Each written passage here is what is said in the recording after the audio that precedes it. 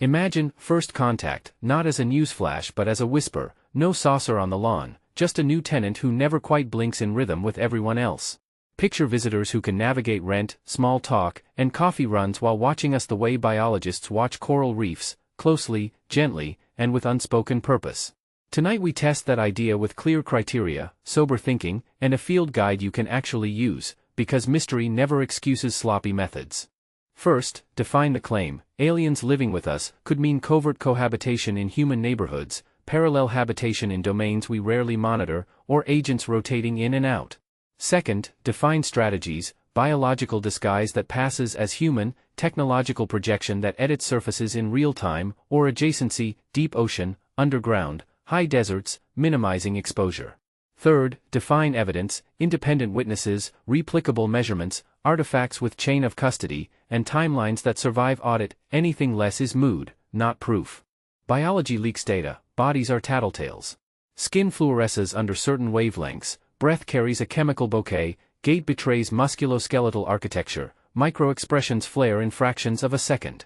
A visitor wearing a perfect mask still needs convincing heat, scent, and fatigue. That implies either convergent evolution absurdly close to ours, a bioengineered shell tuned to our environment, or a technological shroud that edits those signatures in real time. Each pathway has failure modes, places where nature peeks through the costume, and those are where investigation lives.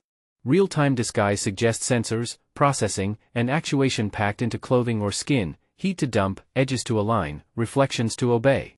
Illusions break where reflections misbehave, textures repeat, or motion lags.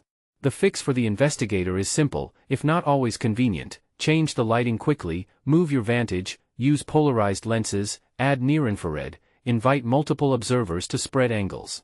If the illusion degrades under stressors, you have an anomaly worth escalating, still not proof of aliens, but something that refuses the easy box. If mimicry proves brittle, consider adjacency. Oceans are sensor-poor and enormous. Most of our devices stare at shipping lanes while everything outside those lanes is silence.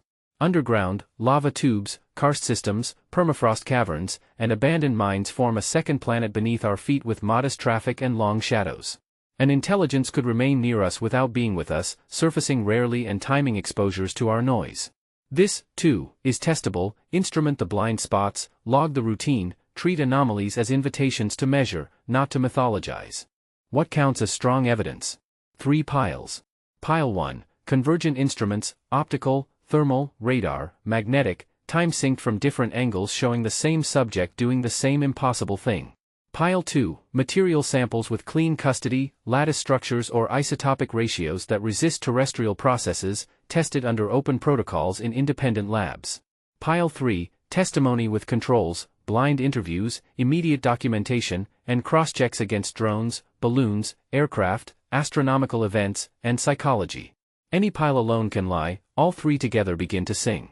Psychology grows rumors like a greenhouse. Pareidolia turns noise into faces, apophenia stitches coincidences into plots, confirmation bias hoards the hits and buries the misses. Add social proof, our trust in what other people say they saw, and you get a machine that manufactures significance. The cure is structure. Write the hypothesis before the hunt, state what could disconfirm it, pre-commit to publishing null results. That discipline doesn't dim the wonder, it protects it from our narrative hunger.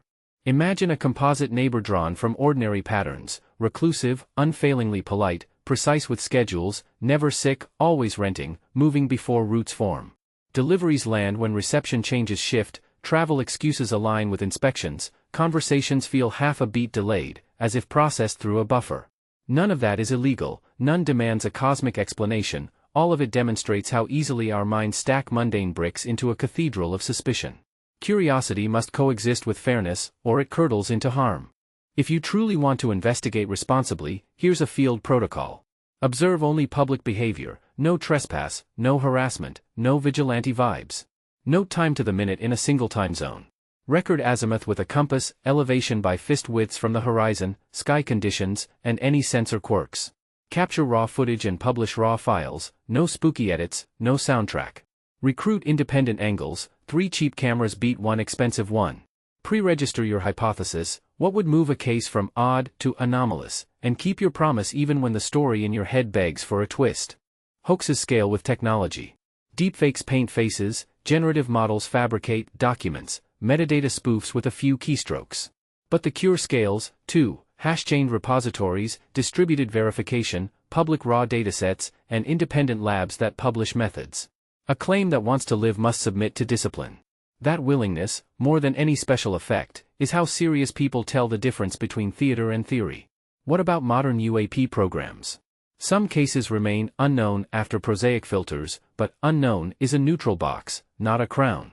Reports cluster where sensors cluster: training ranges, coasts, busy air corridors. Sometimes we map our gaze, not the phenomenon. Better sensors yield better unknowns demand better humility. None of that closes the door, it just stops us from declaring victory at the threshold.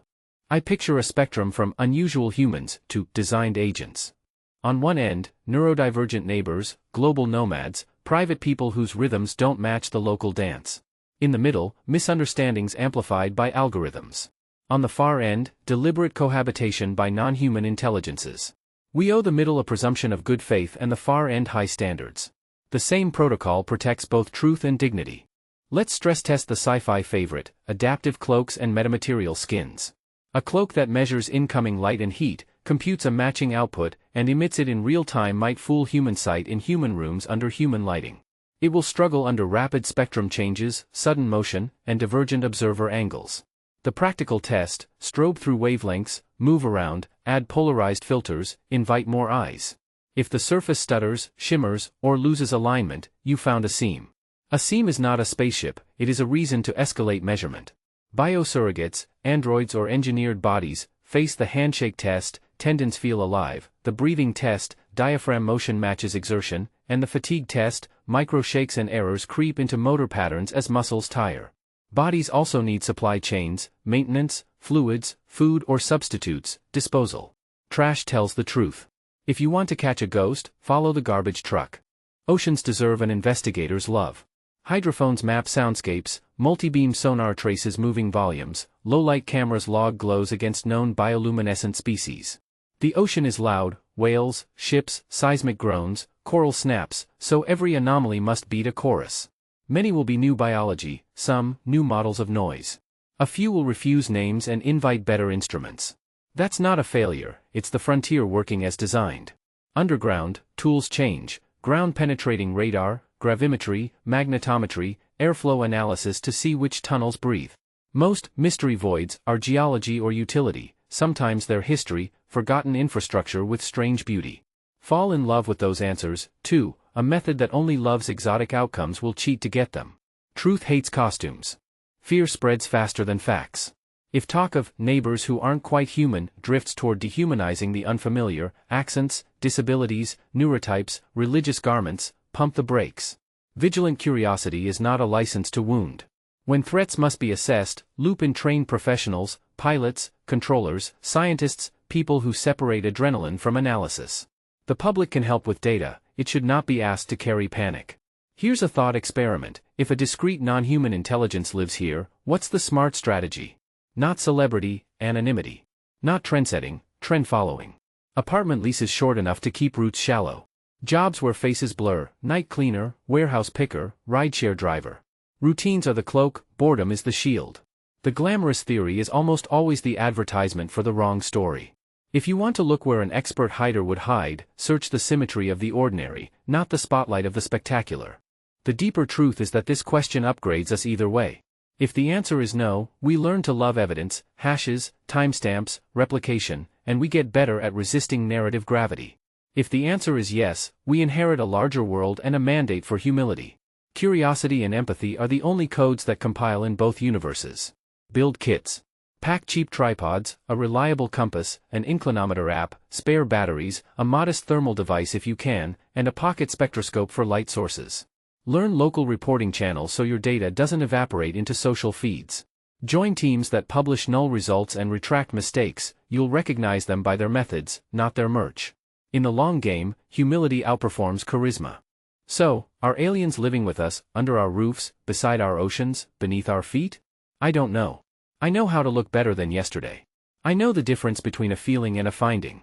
I know that secrets, ours or theirs, deserve careful light, not torches. If you have criteria that would convince you, write them down now, share them, let them guide your next late-night look at the sky. If this exploration sharpened your curiosity, subscribe, leave a like, and share it with the friend who always notices the small, strange details, because that's where truth loves to hide.